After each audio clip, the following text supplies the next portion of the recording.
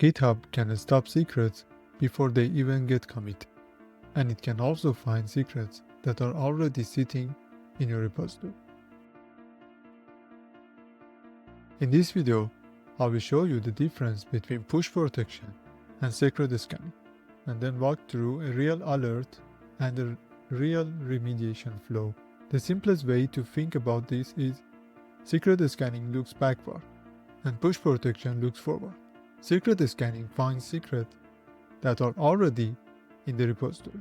Push protection blocks pushes that contain secrets before they land. Those are two completely different mechanisms, and they have different settings. Here I'm in a public repository. Under the security area, you can already see secret scanning is disabled.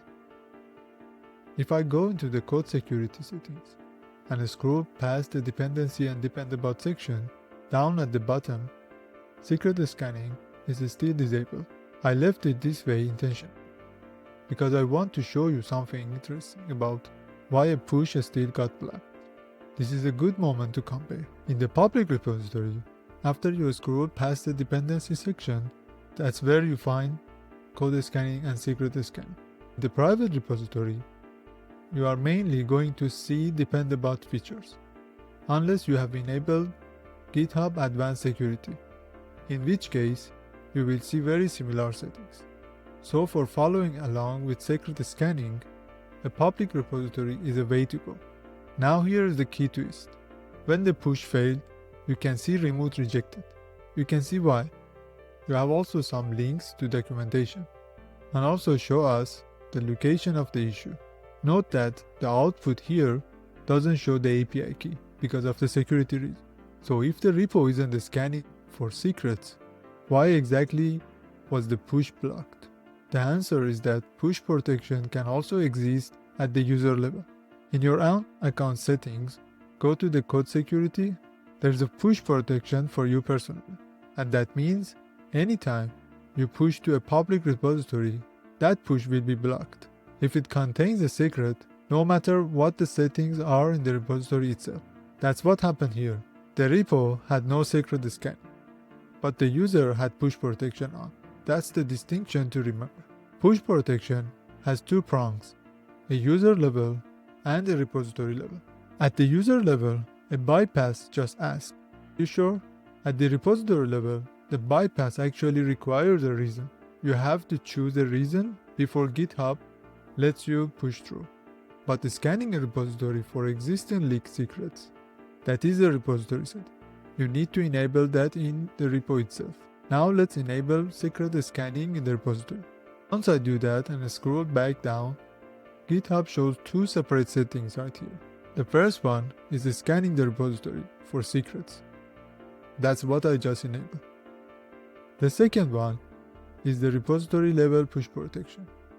That can block future pushes that contain secrets. Two toggles, two different jobs. After enabling secret scanning and giving it GitHub a moment to analyze the repository, if there is any secret in your code, an alert will appear here.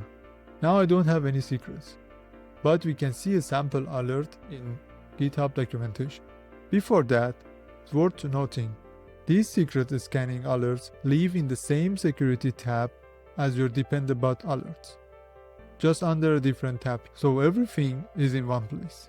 When you drill into one alert, GitHub shows the token details and the type of the secret it found. Now it does show the actual token here, and that might seem surprising, but here's why it's okay. The security tab is restricted. If I take this link and open it in a private browser, I get nothing, no access. That security information is invisible to anyone without the right permission. So GitHub can show you the token for validation without broadly exposing it. The remediation flow is very practical. If the token is in active use, say it's in a production environment, don't revoke it first. That would bring your environment down. Instead, first rotate the token, create a new one, then switch your production environment over to the new token, and after that, revoke the leaked token. Then review your security logs. See if anyone used the token while it was exposed. And once you have handled it, close the alert with the correct resolution. So the takeaway is simple. Secret scanning finds secrets that are already in the repository. Push protection blocks future pushes that contain secrets. And that protection can exist at two levels, user and at the repository level. A bypass isn't silent, it requires a reason.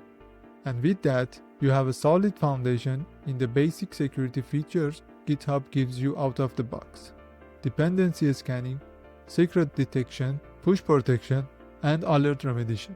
These are the tools that are already there. Most developers just don't know they exist, but now you do. If this was helpful, leave a like, it genuinely helps. And if you want to see a content on a different topic down the road, let me know in the comments. Thanks for watching.